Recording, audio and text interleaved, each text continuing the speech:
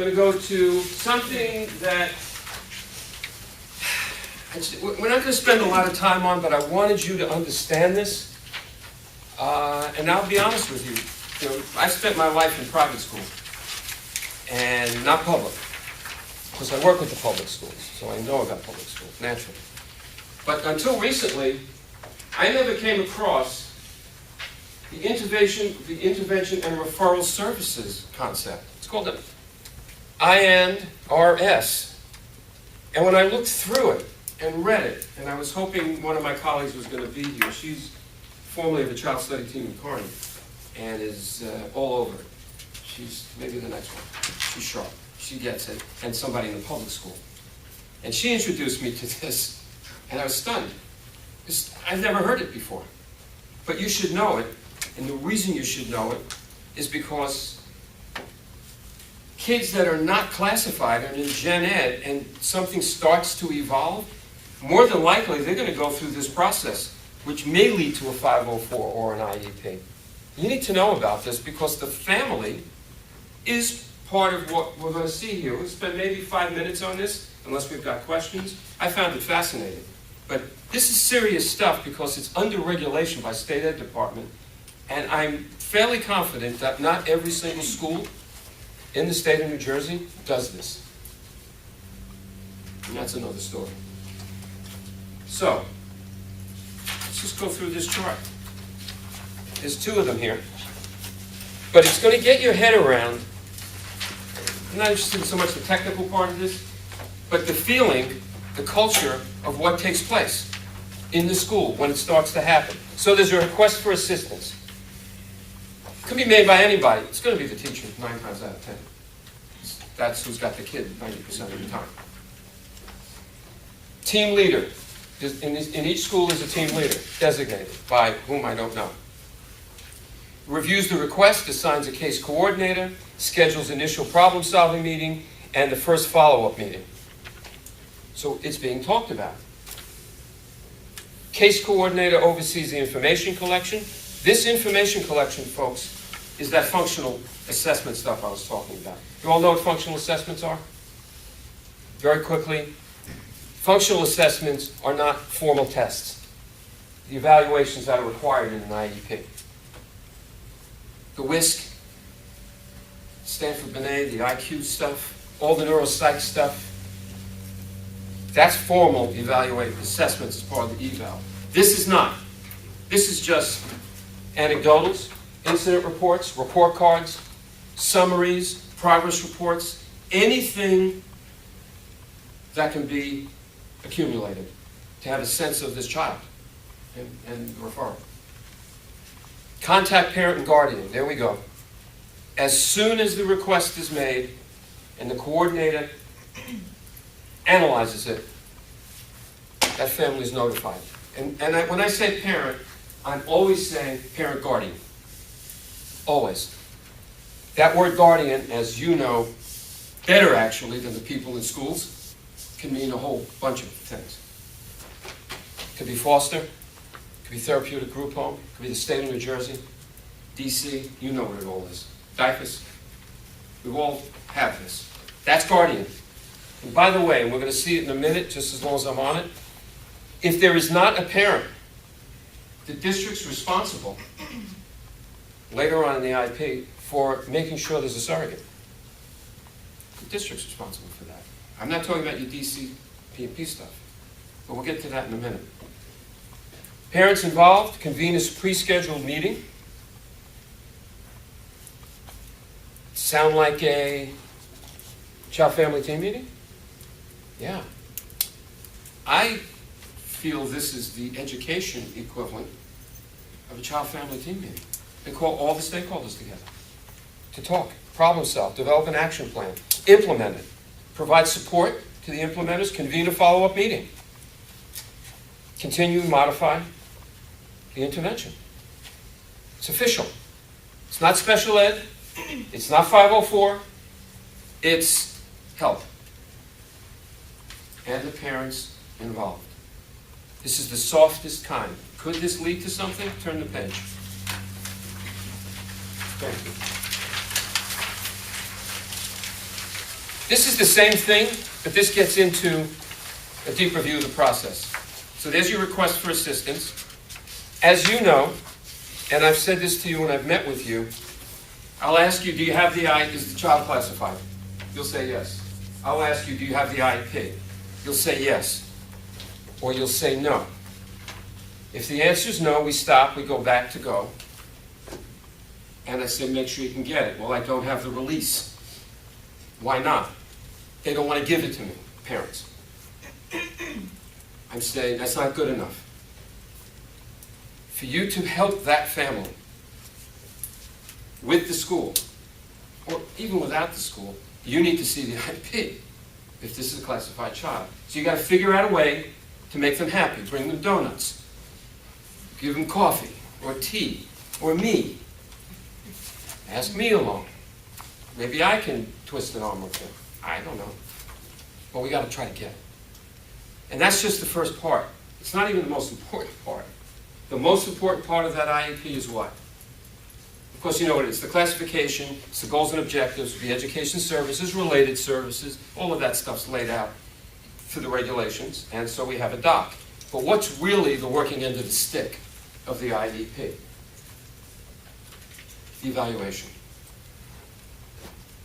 And I've worked with you, you know this already. I'll say, okay, the IEP is cool. It takes me 3 minutes to read an IEP. This is what I do. But I know what I'm looking for. Then what I want to know is, how do we get here? And that's the formal evaluation and assessments. This does not involve that.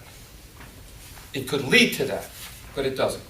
So, IRS team leader schedules initial follow-up IRS team meetings. We talked about it. The collaborative problem-solving process. I love this. Problem identification, goal statement. This should sound familiar to you in terms of what you do. Intervention recommendations, yeah. Action plan, develop it. Action plan, implement it, monitor it. It's what we do. It's what you're doing now with the families.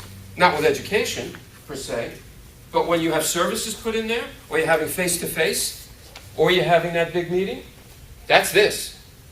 At least it should be. You know, it's not just a meet and greet. It's what's the problem, how do we solve it, give me a plan, develop it, put it in place, who's monitoring it, have a meeting, look at it again, keep tweaking. It's organic, it never ends. It shouldn't. Following straight down, intervention successful, hooray. Go to the right, it says yes, continue, expand, or conclude the current intervention and monitor. So once it's over, it's over.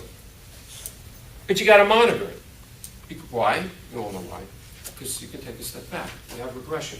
You always have regression. There's no cures here. It's not a pill. And that's not a cure. So you always have to be vigilant. Intervention successful, going down, conduct observation. You see all of this. Now, if things aren't working out so good, further down, referral to school and/or community resources. By the way, that's you. You're the community resource, certainly the big one.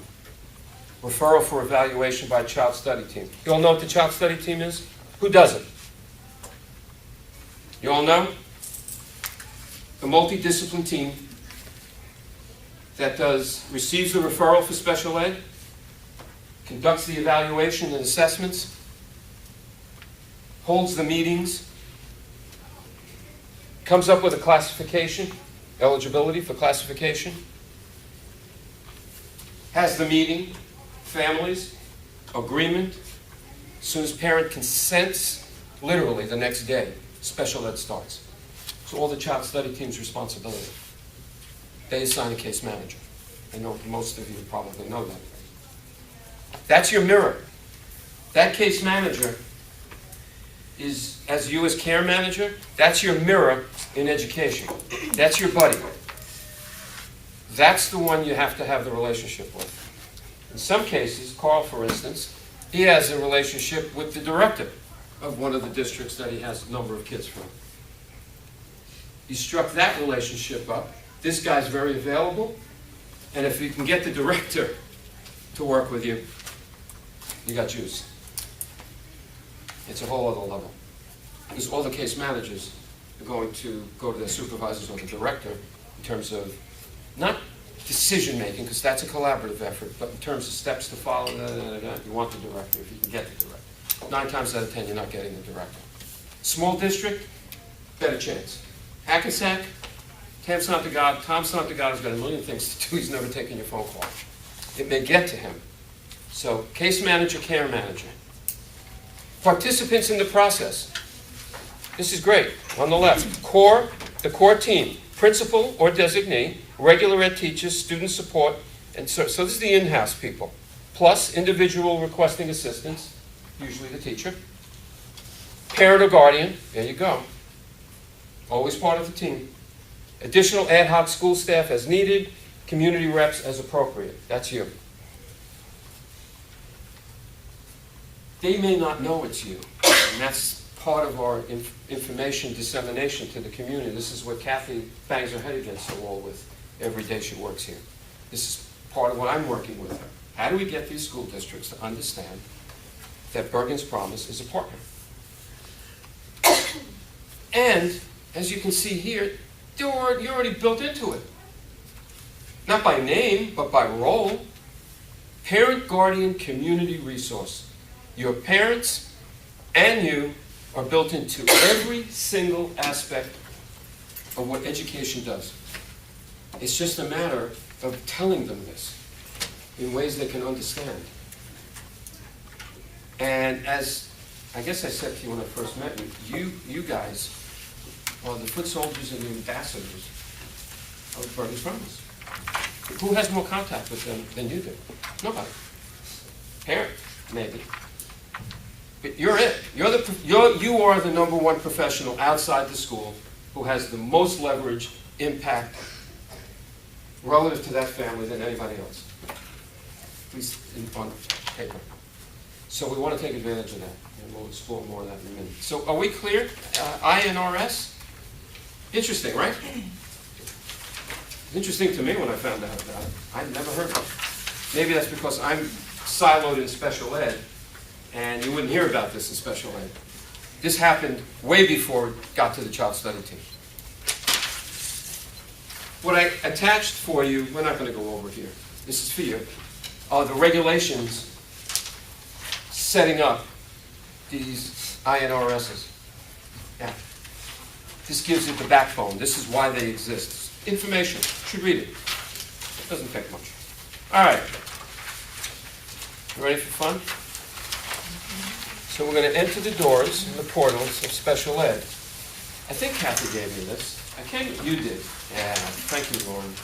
Say it to Kathy. She did take credit. She probably knows what the hell I was talking about. Yeah, that was me. I came across this, and I wanted to give it to you because while it's not comprehensive, and we're going to get into that, this is a wonderful quickie. This is something I would love to see reduced, not possible, to a magnet I can throw onto the, you don't have this, sorry,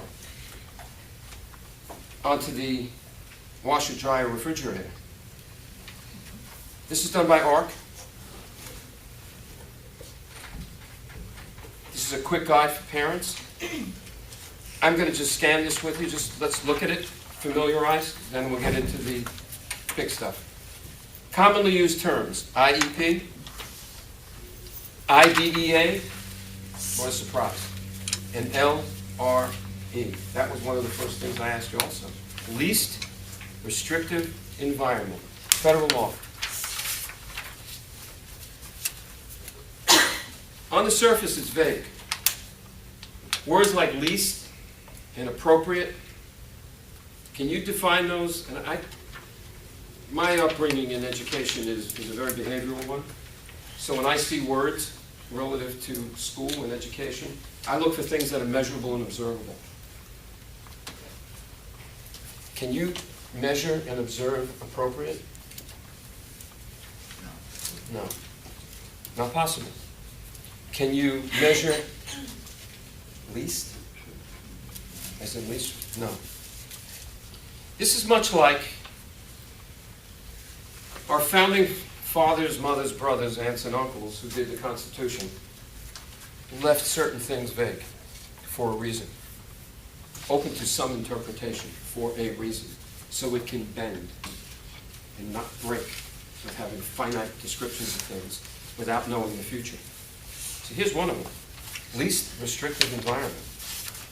Do you have any lawsuits this has created? Can you imagine? Well, you can imagine. You're in it. The district's interpretation of least restrictive environment and a family's interpretation of least restrictive environment could be as bipolar as the day is long. And therein lies the rub, called due process. Fair and free and appropriate. Free and appropriate. Wow. Have fun with those things. And they do. And it's there for a reason, because we don't want black and white, because nobody's black and white, everybody's unique, different, special, and how you fit them in if you define it rigidly. However, it takes sometimes the wisdom of Solomon to understand what appropriate means. There's where you get to things like, what's the documentation? What do the evaluations say? What do the functional assessments say? What does all that tell us? We have to be smart and open to learning about it in the best world possible. So these are very sexy words. IEPs, FAPEs, LREs, IDEA. This is a good quick guide for you. Keep it handy. It's really, really good. And by the way, keep this packet intact. This is what we're going to use next week. All right. Are we good? Good.